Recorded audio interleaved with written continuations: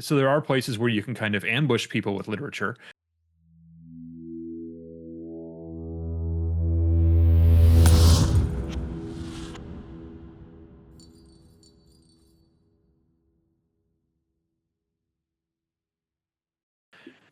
Let's talk about cons, and let's talk about the different kinds of cons and the different kinds of places you can sell your books in person. Because I'd like to recap even what we talked about the other week, where there's a lot of benefits to going to a con besides selling books and making money, and it's to get your pitch down, to talk to people, to meet others, and making a lot of connections. But there's a lot of different cons out there, and let's maybe talk about some of the different kinds you've done. Yeah, and there's different, everyone has their own strengths. So let's do some level setting here. So when we talk about different cons, we should start off talking about like the different kinds of cons, like vertically, different levels, small to big. Sure, small to big. I went to a library event at my local library for local authors, and it was me and one other person. But you had 50% of the attention. I did. Yeah. Actually, no, they brought more fans. They had their whole family was there supporting them. And, but even at that, I got talking to that person and it ended up being a pretty good connection. So even something that small, but they can be local events can be very, very small. Like there are library, author events. There are, art festivals, stuff like that. We've done some of those that have been a lot of fun. Those really, really fun. What I find at those, at least in my neck of the woods, is it's always parents looking for books for their kids. Oh, yeah. They're like, it's important that kids read. I'm like, well, it's important that grownups read too. Why don't you get something? But it's mostly. Have you tried modeling? Yeah. Modeling this behavior? I have some options for you. Well, and I, to that point too, so as you know, I pretty recently moved to very small town, Virginia called Stanton, which no one has ever heard of because it's very small. But I have found there's actually quite a pretty vibrant writer community here that I'm starting to get plugged into. And I'm shocked by this because it's quite small. We're in the middle of nowhere. And last fall there was this annual book event. And I was like, well, I'll be there. It's where you go and you sell books. I was like, yeah, I'll sign up for that, thinking it would be small and thinking I might be one of two people here. And I was actually really surprised that in my very small town, there were actually, not only were there a lot of people, there were probably, it's over 24 writers there selling their books. And not only were there that many for a small event, but also like their presentation was like on point for the most part. Like they had like the printed tablecloths, they had the setups, like they knew what they're doing. And it was really kind of fun. So you never know, like a small event actually could be a really professional level event, scaled down to small. Mm-hmm. And the people who came through, there were a lot of folks who came through because I know this is a place where they can see a lot of writers. And I sold a ton of books and I couldn't believe it because it is I just can't stress this enough. It is such a small town.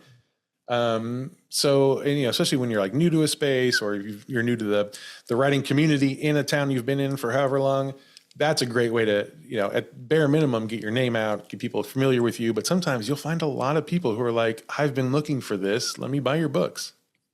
Exactly. Yeah. And even if it's not, as long as there's someone to engage with and talk to, you still get that benefit of giving your pitch, seeing how well it's received and stuff like that. And the local events obviously vary widely too. We've done some here that are like art shows and stuff like that, or just like the Founders Day kind of celebration. Have you ever done a farmer's market? I have done a farmer's market before. It was not a very large farmer's market. Very few farmers showed up. It wasn't. That's not what you wanted in the farmer's market. We sold some stuff. It was quite early. Farmers market. The farmers get up early. So it was there was that, but I didn't have much luck at the farmers market, and I think but it's also people are definitely not going with the intent to buy books there. Right. That's a grocery market. That's a bit of a stretch. I've done gun shows and done very well at gun shows, which is what a surprising place to find a book at. So there are places where you can kind of ambush people with literature, but a farmers market is not one I've found that works. But ambushing at gun shows is part of the culture, I think. They love it. I think they really do. They're already dressed in camouflage and like, how'd you see me here? I didn't even. Those have actually been some of the most fun shows we've done. They've been a blast. Interesting. But my genre definitely aligns with that market. But and I will say when the art show matters too. We've done there was a local art. It was like First Fridays or something like that. It was like an art fair, and they would set up on this just late at night on this strip of restaurants and stuff like that. And trying to sell a book to a person stumbling out of a bar does not go well. They are not looking for something to read when they're trying to find their Uber that late at night. So, Sure. but a wine festival in the day has gone over quite well. So, Well, people want to look very learned and very well read, of course, and they want to walk around with a book and they want to see. They want to be seen, being interested in literature, right? yes, I think that's it. They sip the wine, they read the book, but it's it varies widely from event to event. But then you hit something a little more specific with the genre focused conventions. I think is probably the next size up, right? Like a sci-fi fantasy convention kind of thing. Yeah, and within that, it's like I guess, can we go like regional events next? Because obviously we're eventually go to what we consider national, right? But it's like smaller, more local, but bigger genre events. Yes, I think regional. I think are probably the way to say it. But what's funny is they draw a national crowd. Like you'll see the same people at some of these very very specific events all across the country. If you like we do one in Chattanooga, we do one here in Dallas, and half the attendees are the same people every year in both That's places. crazy. Yeah, it's That's interesting. quite a drive. It is, but it is those are such a strong community. I mean, they really are. And I think it almost has that feeling of everyone's just going to hang out with their friends as much as it is anything else. Yeah. So you are seeing the same faces, you are seeing the same people. And that makes sense, right? Fandoms exist because people want that connection. And it's the connection that is the point of fandoms, not the thing that fandoms are about. That is a focus point for the connection, right? So once you meet those people at something, yeah, it makes sense that they were going to travel around. I was just looking at, we talked, I know last time or maybe a few videos ago about Big Lick Comic Con here in Virginia. I'm going to this summer. I'm just looking to see if there's any new guests. Not yet. Still Jamie Farr is the big get. But I'm really excited to go and see what's going to happen there, because I have a sense it's going to be that sort of thing where it's like, it's a small regional con, but it's going to be diehards, and it's going to be people who are there ready to spend money, ready to learn about new creators, ready to just kind of dive in. That is, I don't know that it's necessarily at the sci-fi convention and fantasy convention level where this happens. Like there are definitely people that come and they're there to support the writers if you're there. But it may be the Jamie Farr level where people plan a budget to go. And I don't want to get your hopes up, but the last time I was at a show with Jamie Farr, Harry Hamlin was there too. So I mean, that was Ben, Clash of the Titans, man. Ben, That you was can't tell me. You can't tell me that. good stuff. So I don't know. We'll see how that works out for you. man. But I think you get to a certain level, and it's probably about that level where it's a Comic-Con or a collector's event where they have some celebrities, some like celebrities like Jamie Farr, and the one I saw I went to with Jamie Farr was also like Priscilla Presley and Wallace Shawn, and they had some really cool. It was like that kind of tier or whatever. But when you get to those events, what's really great is I think people budget out what they're going to spend at those shows, and they're not leaving until they've spent it. That's a really interesting thing I've seen at cons. Like they're like, I saved this much money for this show, and I'm not going home with it. I've seen someone walking around the show floor with a 20 like it was a 1940s comic book. Like they had it like just out straight, like it was just a rectangle in their hand. And they're like, where am I going to put this? My wife agreed I could spend this here, and I will spend it. It was Sunday afternoon. It was the last day of the show. It was winding down, and they were not leaving with that 20. You know what? And one of the things that leads me to too is like when you're at a con, you will meet so many people who come to your table, talk to you, and then walk away and seeming totally disinterested. And a lot of them will be, right? Because maybe what you have is not their thing. Maybe your pitch needs work, whatever. And that's fine. Some of those people will come back and they will surprise you and be like, I've been looking, I walked the whole con just to see my options. You're one of the ones I want to give my money to. especially with books, Yeah. because books are heavy and they don't want to walk around with them Yeah, all week. that's an exit purchase for sure. Yeah. So a lot of, and what I try to do is they're like, well, I'll come back on Sunday. I don't want to walk around with them. Like, well, I'll keep them here for you. Like, why don't Yeah. I sign them now and you can pay for them now and you come back and get them. But a lot of people do wait on Sun, especially books. If they're going to buy a series or whatever, they don't want to walk around with them. And I get that. Some of the bigger shows, I've seen people walk around with rolling luggage just for books. Yeah. So yeah, okay, let's get to the big show. So the biggest one I've done is C2E2. You've done Dragon Con multiple times. That's even bigger. Yeah, what in your mind, like what is the biggest difference between Dragon Con level con, like huge, biggest you got, versus a medium tier regional con? I think the regional stuff is going to be more focused, and you can, if you, as a writer anyway, you can find the shows where they're a little more writer focused, or they have like, because there are some that just they're very good at finding their market, and if it's a Comic Con and specifically like comic book collectors Comic Con, like a collectibles fair, they may not be interested in books. And you're just not going to find that many people there. When you get to the level of C2E2, Dragon Con, Fan Expo, any of the Fan X events, stuff like that, you have a massive crowd. Like you're talking 50, 70, 80, 100,000 people.